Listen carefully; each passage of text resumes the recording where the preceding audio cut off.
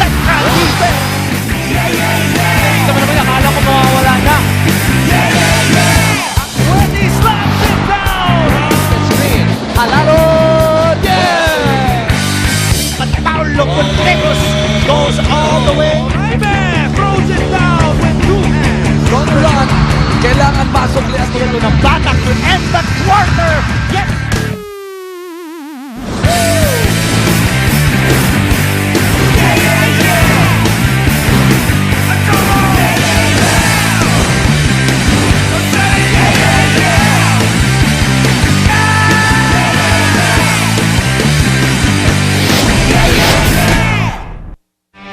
Pagkatapos natin maging saksi sa isang makapigil hiningang laban kung saan nagtagumpay ang LPU kontra sa defending champion Letran Knights 75-72, ngayon naman ating mapapanood ang laban sa pagitan ng San Beda College at ng San Sebastian College Recoletos dito sa Season 92 ng NCAA. At pagkatapos ng bakbakan na yon, mapapanood din natin ang isang mainit na laban kung saan maghaharap ang Jose Rizal University at ang Arellano University. Ang lahat ng ito ay napapanood ng live sa ABS-CBN Sports in Action, sa ABS-CBN Sports in Action HD Sky Cable Channel 166, and we are also seen all over the world via the Filipino channel and via live streaming sa sports.abs-cbn.com. Mabuhay Pilipinas!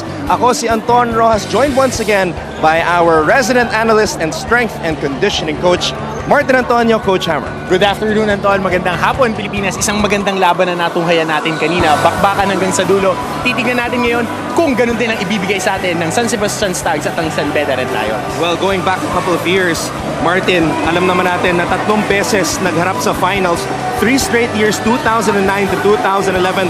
But the rivalry has kind of died down kasi nga naubusan ng player. Ito ang koponan ni Coach Egay Macaraya na nagsisimula ng isa na naman panibagong kabanata dito sa Season 92. Ang San Beda naman, a great start, 7-0.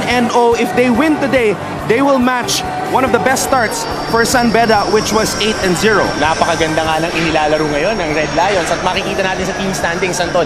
Namamayagpag sila. Unang-una ngayon sa team standings natin, pumapangalawa sa kanilang Perpetual Help Altas. Bandang ilalim naman, pumapangalawa sa uli itong San Sebastian Stags. Nasabi mo nga, nagre-reload sila ngayon ng talent under the new coach Egay Macaraya. And we are seeing that San Beda is trying to duplicate the feat that they did noong 2010, noong na-sweep nila ang kabuuan ng NCAA tournament. But during that year, 9 na koponan lamang ang sumaba sa NCAA. This is their best start since the 8-0 start noong 2011. And in their last game kontra sa Mapua, nagpakitang gilas ang kanilang bagong leon na si Robert Bolick Jr. He flirted with a triple-double and was one of 5 Red Lions who scored in double digits. Hindi lang Bolick can ball, he can ball so hard with 10 points, 12 boards, almost a triple-double with 8 assists. Under 26 minutes lang yan. Napakaganda ng inilalaro ni Robert Bolick. Dahil na-injured nga si Dan Sara na recover pa lang ngayon, he swung into the point guard spot at nagde-deliver along with Davon Potts and AC Soberano. And speaking of Potts and Soberano, Potts had 6 3-pointers in that game against Mapua. Soberano had 5, so they were bombing away from the outside. Oo, yun talaga ang kailangan nila, pumukol ng marami sa labas. At ang main creator nila, itong si Robert Bolick. Ngayon, kung may mga players ang kupunan ni Coach Egay Macaraya who have the capability to handcuff yung mga katulad ni Potts, ni Bolick, at ni Soberano. They have guys like Alin Bulanadi at syempre si Jason David. Oo, napakaganda ng inilaro netong dalawang mama na to off the bench. Si Alin Bulanadi at si Jason David naman ay galing sa starters. Makikita natin na 15 puntos ang ibinigay ni Bulanadi para sa kanyang team. Tinulungan rin sila ni Ryan Costello na may 18 puntos. Completing our broadcast team today at courtside is the very lovely Roxanne Montealegre. Rox, what do you have for us? Thank you, Anton, for that introduction. And hello to Coach Hammer. Hello there. Mga kapamilya, alam nyo, malapit na magtapos ang ating first round. Kaya I'm sure ang dami nyo nang iniidolo dito sa NCAA. Kaya naman sakto dyan ang aming question of the week. Sana ako si Black. Sagutin nyo yan using the hashtag NCAA Season 92 at pwede nyo rin yan i-tweet sa Twitter account ng ABS-CBN Sports at ABS-CBN Sports. Pero mga kapamilya, kung ako ang tatanungin nyo, sana ako si Anton Rojas. Hindi na ako lalayo kasi kahit saan siya pumunta, ang ganda talaga ng boses niya. Kahit na-order lang siya sa fast food. Miss, can I order a large fries? What diet?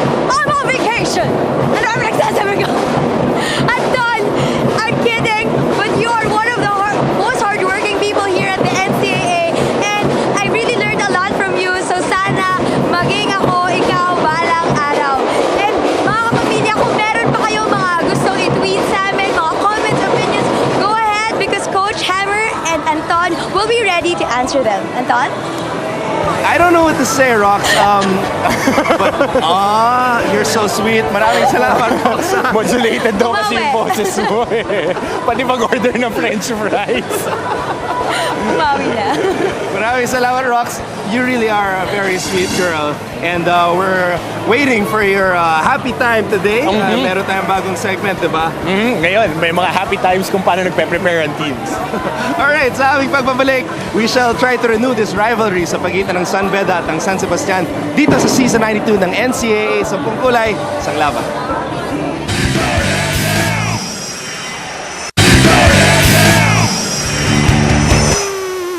Test. Second of 3 matches in the middle of the day of the first round. This is the senior division of your Season 92 NCAA. Let us now meet the starters. First for this season's hosts and still undefeated San Beda Red Lions.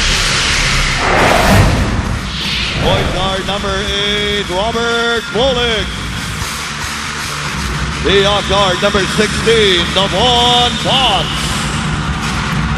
Center number 10, Donald Tangua. Forward number 4, Kyle Carlos. And the power forward number 9, J.V. Mohon. Head coach of the Red Lions, Jamai Karin. And now, starting for the San Sebastian Golden Stars. Forward number 9, Jason David. Power forward number 12, Chester Serosep. Center number 8, Justin Mercado. The off guard number 5, Alan Bulanati. And the point guard number 4, Ryan Costello. Head coach of the Golden Stars, Egay Macaraya. The officials for match number 42. Hector Villa. Two storied schools that have won numerous championships dito sa NCAA. Magbabanggaan muli San Beda at 19 times NCAA champion, San Sebastian a 12-time champion dito sa pinakaunang liga para sa mga estudyanteng atleta ng Philippines. Here we go. It is Justin Mercado versus Donald Tangua at tip-off. Bollick gets the first touch of the letter and he will set things up para sa koponan ng San Beda. A surprise start here. Kyle Carlos, the rookie from LaSalle Green Hills, is starting at the point. Oo, nabigyan ng pagkakataon ni Coach Jamai Karin. Now, Coach Jamai Karin has been experimenting with the guys he puts at the point guard spot dahil nga na-injure ang kanilang starting point guard na si Dan Sara. Oo, pero makikita natin siya ngayon na nandiyan dyan sa bench. Yes. Na he was part of their warm-ups. Tignan natin kung makakalaro na ulit itong si Dan Sara. Roxanne was gathering information before this game and he is suited up and he has practiced already 4 times full practices to be more specific. So tignan natin kung gagamitin siya ni Coach Jamai Karin ngayong araw. Samantala, Bulanadi nagpakawala ng 3. Oh, speaking of surprise starter, Alin Bulanadi starting today instead of coming off the bench. At sinagot niya ang tawag ni Coach Egay Macaraya with that 3-pointer. And this is actually Alin Bulanadi's first start dito sa Season 92 ng NCAA. Coming off a 15-point performance sa kanilang huling laban. Samantala, J.V. Mocon, one player that the entire San Beda community is really expecting to have a breakout year, but he hasn't come out with a monster performance yet dito sa Season 92, Martin. Oo, consistent lang ang inilalaro ni J.V. Mocon sa taon na ito. Pero nandiyan naman yung rebounding niya, nandiyan yung scoring niya. J.V. Mocon did top scorer for San Beda sa kanilang unang laban ngayong season kontra sa Letran. He had 18 points in that game. But as you mentioned, nandun naman yung kanyang mga numero pagdating sa rebounding. 8.7 rebounds per game and 9.4 points per contest. But we know Mocon has the potential to do more than that.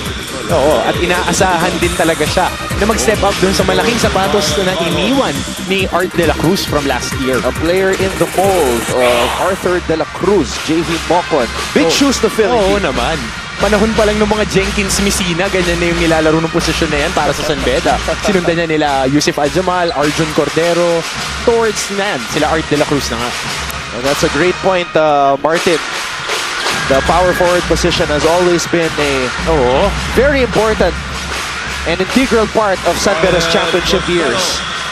Samantala, Ryan Costello na nag-top score para sa mga taga-Baste sa kanilang huling laban. Able to score on that floater. David, naagaw ang bola. David, rumarachada. Linabas kay Bulanadi. Bulanadi with a fake. Bulanadi with a shot. Bulanadi with a basket. Diamond in the rough, Alin Bulanadi. Kita mo, giving the extra juice na kailangan ni Coach Egay Macaraya. Hindi natatakot tong lineup na to ng San Sebastian Stags, ha? Isa na namang mainit na simula para sa mga taga-Baste. Tangkwa is able to score at sumabit pa itong si David. Ang problema sa Baste, sila ay laging una na umaarangkada. Ang problema, nauubusan ng bala sa dulo. Sa bandang dulo. Pero kung bala at bala lang ang pag-uusapan sa dulo, ito si Ryan Costello nung nakaraang laro. Maganda ang tinapos niyan papunta sa fourth quarter. At ngayon, tumira ng isang floater sa harapan ito ni Donald Tangkwa. Ang problema, hindi siya sinamahan ng kanyang mga kasama. Oo, medyo kulang sa rest back. Samantala, Jason David naitawid ang bola, tumalbog sa paa ni Robert Pollock, mananatili ang possession sa panig ng San Sebastian. Ito yung kagandahan ngayon sa depensa ng San Beda. Full court trap sila pero hanggang sa pagbaba ng bola, blindside dumodouble.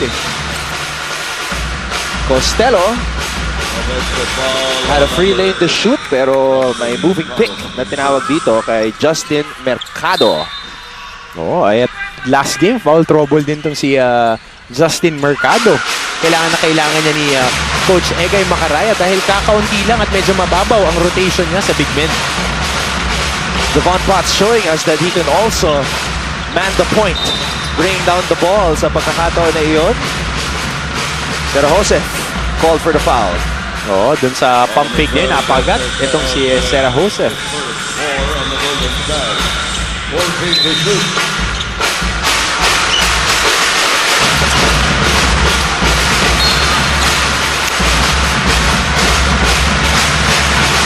Costello, tinawagan ng foul sa pagkakataon na iyon. Panoorin natin dito. San Sebastian is number 1 in the league when it comes to number of fouls per game, Martin. At expected yan from a team being coached by Coach Egay Macaraya. Dahil he is a tough coach, he likes physicality from his players, he wants that intensity. And nung naglalaro siya para dun sa kampyonato nung 85, ganyan ang nilalaro ni Coach Egay Macaraya. So it's just part of his DNA. And he's also known as a very deadly shooter. But different challenge for him coaching his alma mater. Kasi nung nasa CEU siya, marami siyang mga matitinding materyales. He had Rodrigue Ibondo, Alvin Abundo. Yan, yung mga mamang yan. Pero tatandaan natin, nagsimula din sa wala yung lineup na yun. And with the support of the owners of the CEU program, sila, Mr. Emilio Lim and all those guys, nakapag-recruit sila na nakapag-recruit at nakabuild ng program. So this is just the first year of the rebuilding program para kay Coach Egay Macaraya. A proven coach who can build a champion. Jason David able to score underneath. Unang puntos para kay David. Yan yung gustong-gusto ni Coach Egay ng mga players. Yung mga scrappy, hard-nose sa ilalim, kumukuha ng extra possessions. Kaya kita mo naman, Anton, kahit 7-0 ang kalaban, lumalamang pa sila dito sa first quarter. Tangkwa. Binigay dito kay Mokon. Mokon, umatake. Mokon. He's been attacking from the three-point line at least in his first couple of opportunities dito sa bakbakan na to, Martin.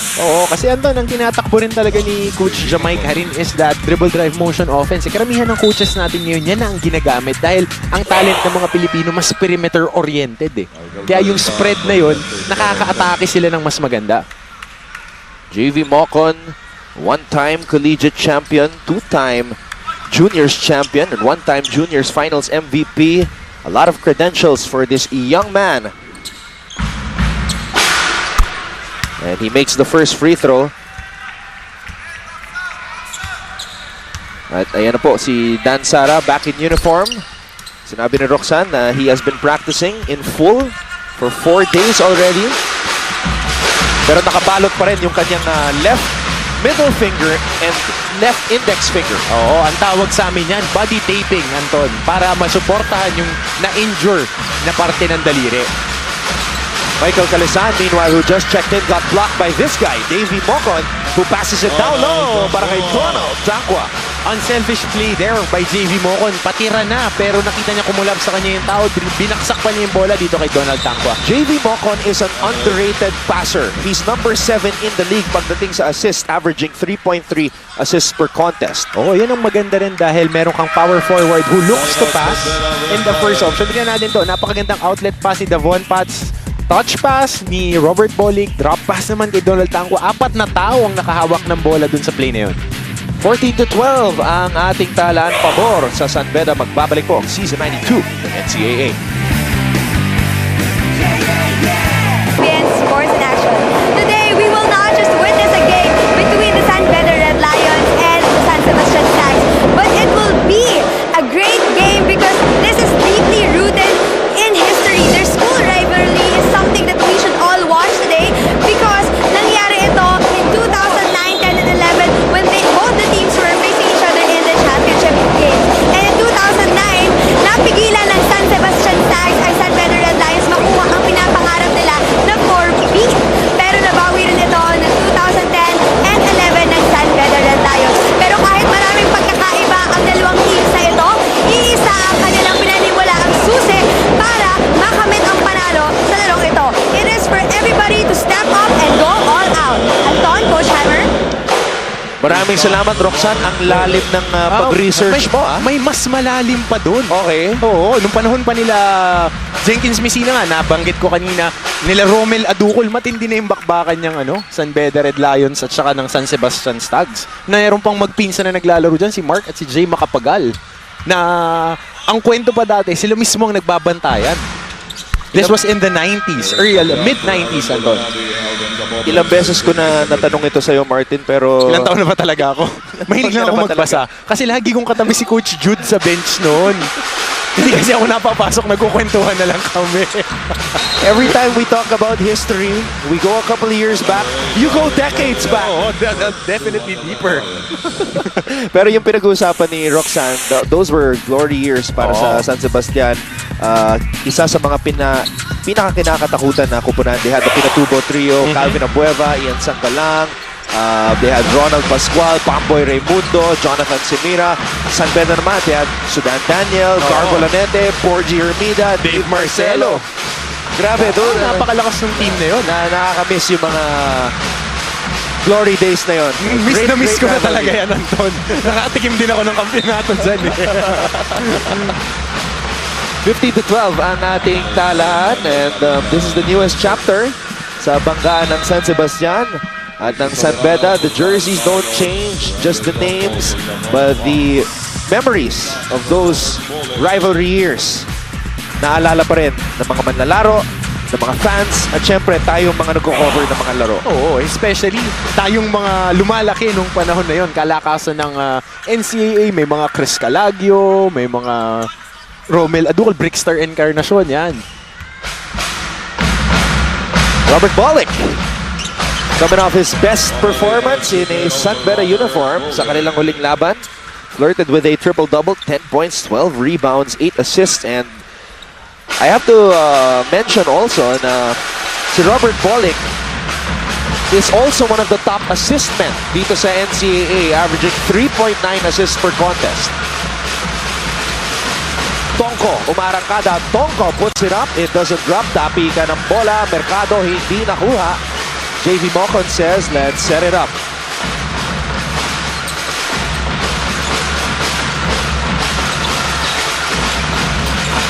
Mocon with a fake. Mocon with a crossover. Mocon umikot.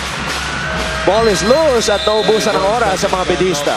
Oo, yan ang calling card ngayon ng team ni Coach Egay Macaraya. Talagang dumipensa ng madiin at matindi.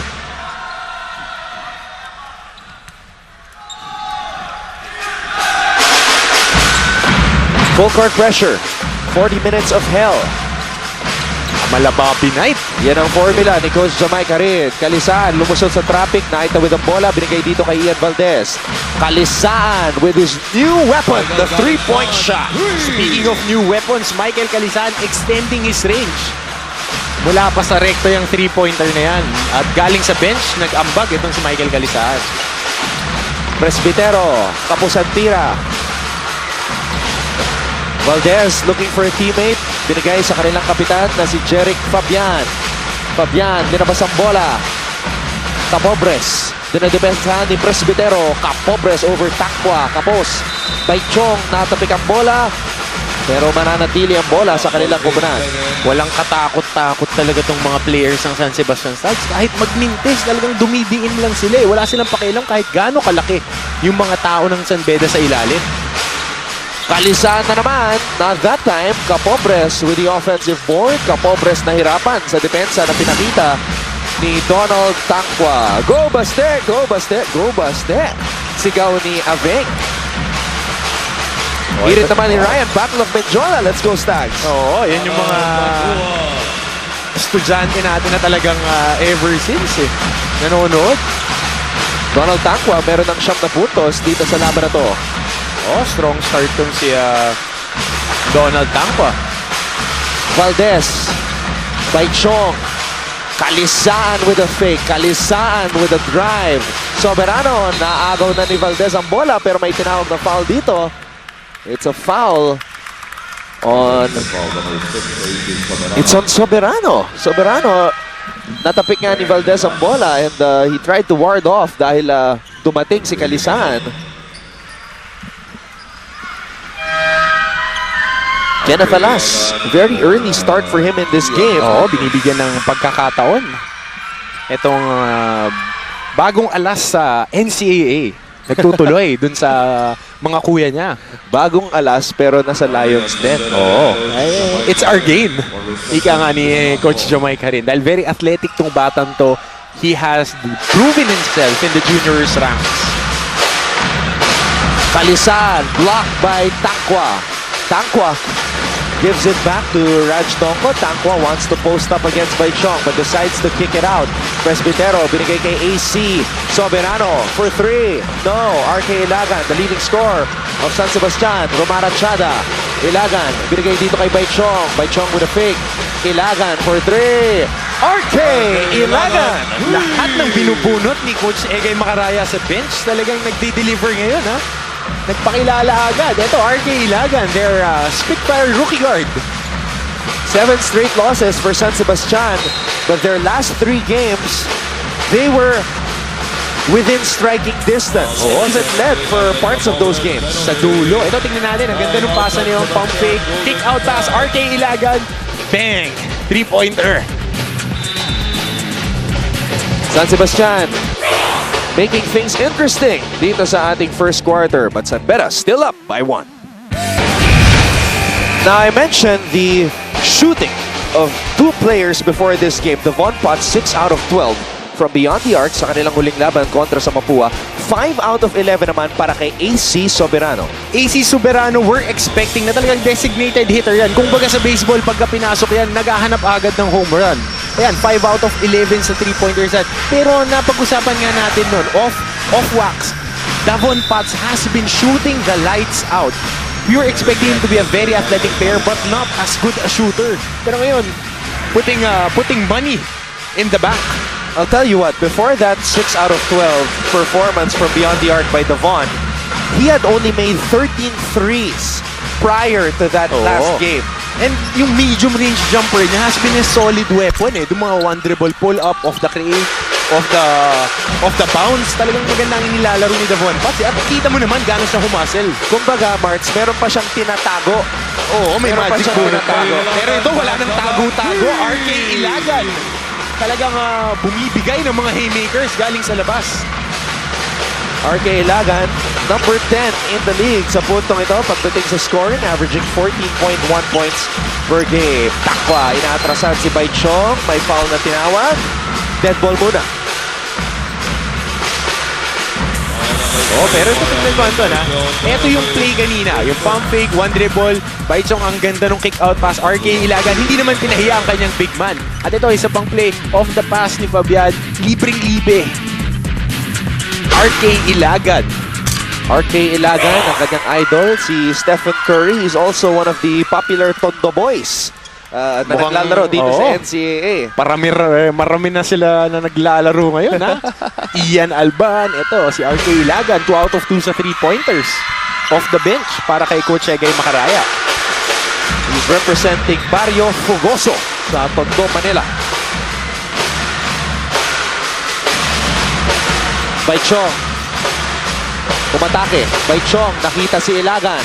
Binigay dito kay Fabian for 3. Too strong, and Johnson pushed off on that rebound. KJ, matatawagan ng push-off dun sa ilalim. Pero tingnan mo yung ball movement ng San Sebastian Stags. Baichong kicking it out on the corner, swinging it to the other side. Si Jeric Fabian pa ang nalibre. Kaya lang natawagan nga ng medyo konting tulak. Ito, tingnan mo, Anton. Okay. Kick out pass, swing pass, sa kabilang side pa na libre. Tignan natin si Johnson, ha? Ayun, nakita natin. Hindi naman sa sadya. kaliwang kamay. Bahagya lang naman. Ano? Ako, ref? Wala pa Ano ginawa ako, ref? Ganyan din ako eh. Hindi pa ako pumafoul buong career. Nasabi nga ng kaibigan natin na si Coach Rafa Dinglasan. Nung ina-interview siya, sabi niya, hindi pa raw siya umaamin. Hindi siya foul. Hanggang ngayon, hindi umaamin. Birthday pa niya yon. Samantala, lamang ang San Sebastian kontra sa mga Bedista, 21-20. You know, it's been the same old story, especially these past 3 games para sa Baste. Lagi na lang sila dumidikit, pero pagdating sa dulo, nauubusan ng bala. So, para sa iyo, Coach Hammer, ano ang kailangan gawin ng mga taga-Baste para makuha panalo as we see the boys from AU? Oo, na nakafocus. Pero para sa San Sebastian Stags, Anton, kailangan lang talaga nila yung maturity dahil malalaman nga natin dito na itong team na to ay isa sa mga pinakabata. Silang dalawa ng College of St. Benilde. Na they just need to grow together and just learn from each other how to win. And this is a very, very young squad. Karamihan dito sa mga manlalaro ay mga sophomores lamang. Potts, short on that triple try. Kenneth Alas with the rebound. Randall, Toko, attacks. Throws it away by Chong. Picks it up. Ilagan, tumingin sa oras. It reads 1 minute and 25. High scoring first half, Anton, ha? 23 points at 20 puntos na para sa San Beda at sa San Sebastian respectively. Well, San Beda is the #1 team pagdating sa puntos, averaging 90.7 points per game. And these two teams are 1 and 2 pagdating sa perimeter points. Bonsubre umatake, binigay kay Tongko. The two former Red Cups connecting on that play. Oh, great kick out pass there by Jun Bonsubre at mas maganda naman itong agaw ni Alas at nasundot, naka-lay up pa doon. Sasabihin ko sana Kevin eh, nasali ako eh. Hindi, yung side step kasi ni Kevin, parang ganun din eh. But Kenneth is in a different mold from Junjun and Kevin. Oh, ito yung medyo gitna nung dalawa eh. Yes, Mahaba yes. na athletic na can handle the ball. At mukhang tumatangkad pa rin doon si Kenneth Alas eh. He's taller than Kevin, but he's shorter than Junjun. But I think Kenneth maybe has the edge when it comes to athleticism. Oo, pero isa lang ang masasabi ko dyan, nagmana sa tatay yan, sa tapang. Alam Yes, naman yes, Coach yes. Louie Alas has been one of the winningest coaches and one of the most beloved figures dito sa atin sa NCAA. The man who really established the mantra for the Letran Knights, you never give up, never give in. Dan Sara, meanwhile, is in the game. It's always good to see Dan Sara back on the floor, doing what he loves. Ito, Anton, napakarami ng fouls ng San Sebastian Stags sa 12. At sinabi ko nga sa'yo, partner, na #1 itong Baste pagdating sa fouls. Bulanari for 3. No, Sara with the rebound. Well done, Sara. Gets the ball back from Joe Presbitero. Sara umatake. Sara binigay kay Potts. Potts pulls the trigger. Bang! Oh, Devon Pats on the corner. Relocation. Baseline attack. Devon Pats relocating on the corner. Three-pointer yan. Devon Pats, that was only the first field goal for him. But he ended the first quarter by making noise. Donald Tangwa on the drive. Jason David and the rest of the boys from Baste trying to stay within striking distance. Bulanadi earning his first start in season 92 and showing Coach Egay Macaraya that he deserves the starting nod. Tangwa, magandang pinapakita, 10 puntos na agad. By Chong, linabas kay RK Ilagan. And RK Ilagan knocking down 2 3-pointers already. What about Bonsupre? Nahanap ang kanyang longtime teammate na si Ranch Tongko who drains the jumper. 27-23, San Beda leads San Sebastian at the end of 1 dito sa NCAA Season 92. Watch the latest game highlights. Subscribe to ABS-CBN Sports in Action YouTube channel.